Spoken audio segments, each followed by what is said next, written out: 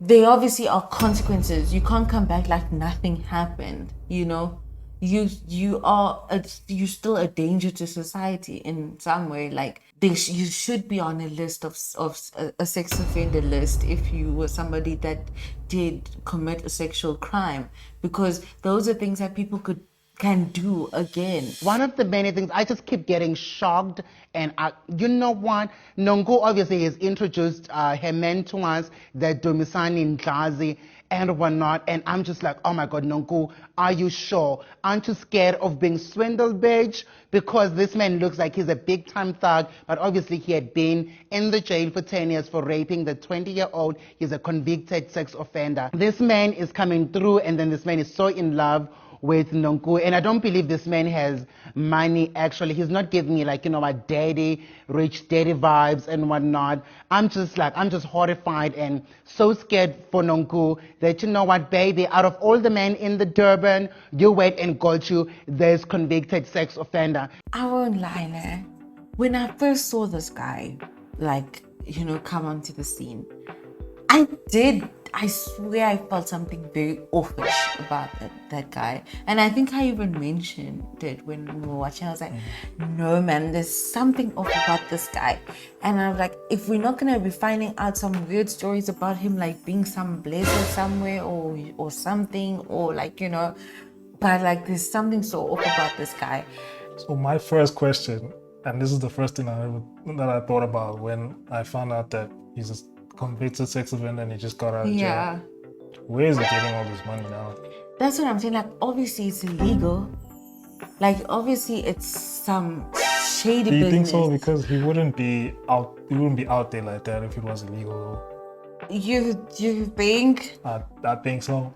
Well, I'd like to think that, he wouldn't be dumb like that, because obviously I'm sure he's seen, or let's hope he's not been away that long that he's not seen things happen here. But people have, brought upon red flags upon themselves, for being extravagant about their lifestyle, with their lifestyles and stuff. But I do feel like it's kind of illegal, because why I felt like that, I felt like that's the reason why he bought even Nonku a car. Like, he's laundering the money. I think he's laundering money. I don't know, guys. I don't want to sound like some hater or something. No, it's not even hating, nah. But that didn't look like a brand new car. He could have bought it like not at Mercedes. You understand what I'm saying? Because I don't know if I'm the only one that noticed, but when the camera was moving, you could see there were like a few scratches in Yana. Like, so I in my head, I was like, okay, this is a second-hand car. Okay, so the second thing that I'm thinking now is knowing somebody's past or knowing somebody's history. Knowing how dangerous that person can be or was before. Why would somebody date somebody like that? That I don't understand. I think she's probably coming at it with the whole, like, maybe he gave her the story of I've changed, I'm a different person or whatever, and like people deserve second chances or whatever, and now she's gonna take it on that angle. Or one, I forgive him, people deserve a second chance, people deserve to be forgiven. That's the whole point of people going to jail, serving time, and then when they're done, they've served their time, they've lived through the punishment, then society should try and re-accept them again. Should people be forgiven for their past transgressions and they start over again once they've come out of jail? I believe, especially for things like that, for very bad crimes like sex offense, like sexual abuse, or murder. I believe in rehabilitation. I do believe that people should be forgiven, and we should try and reintegrate them back into society. But there obviously are consequences. You can't come back like nothing happened. You're still a danger to society in some way. Like, you should be on a list of a sex offender list if you were somebody that did commit a sexual crime, because those are things that people can do again. Like, even if somebody can say that they changed, you can forgive them, but it doesn't mean you have to be dumb now and pretend like nothing happened, or they never hurt you, or what happened never happened.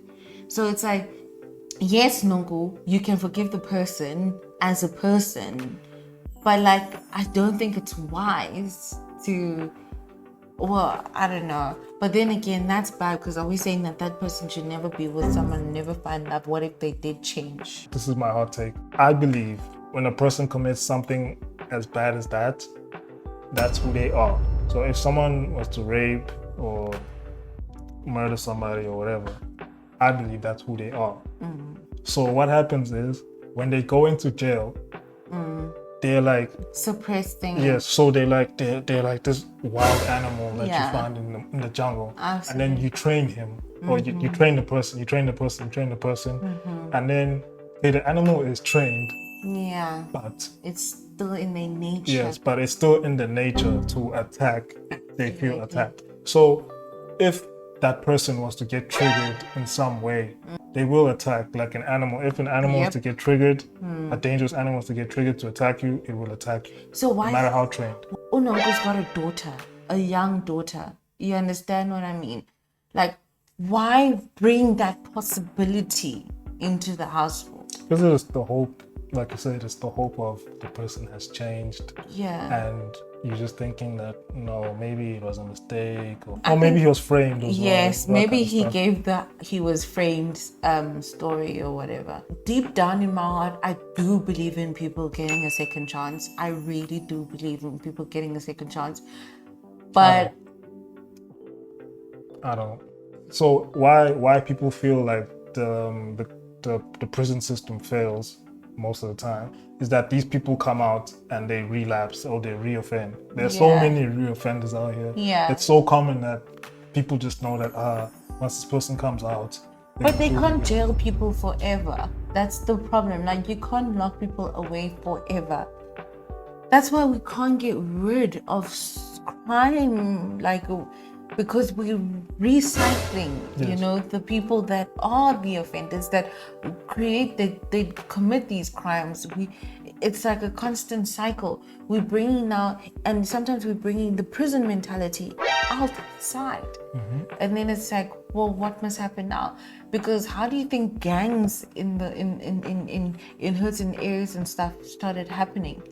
From prisons. I just still want to understand why somebody would date someone dangerous. So I've seen a situation a few years back in university where there's a girl that I know, she was dating a gangster. At some point, she was fearing for her life because now this gangster was controlling her every move. Yeah. If this guy says that I'm picking up at 2, and she's not there at 2, she won't get beat. Some people are attracted to that. Yeah, she even said that. Like the dangerous life. She said that she did find it attractive at first, but then it got to a point where she got scared of it. So, like now, even for Nonku, it's fun and games. We're like, you ready to murder someone, baby? And grunting and everything like that. Until she gets serious. Until someone shows you their true colors. well, let's hope this time that this is a situation where the guy is actually reformed. Yeah. And things don't end in tears like everybody expects it to. Yep. But only time will tell. Only time will tell. You guys let us know what you think about this situation. Don't forget to like and subscribe. And keep watching. Bye. Let's check you guys in the next one.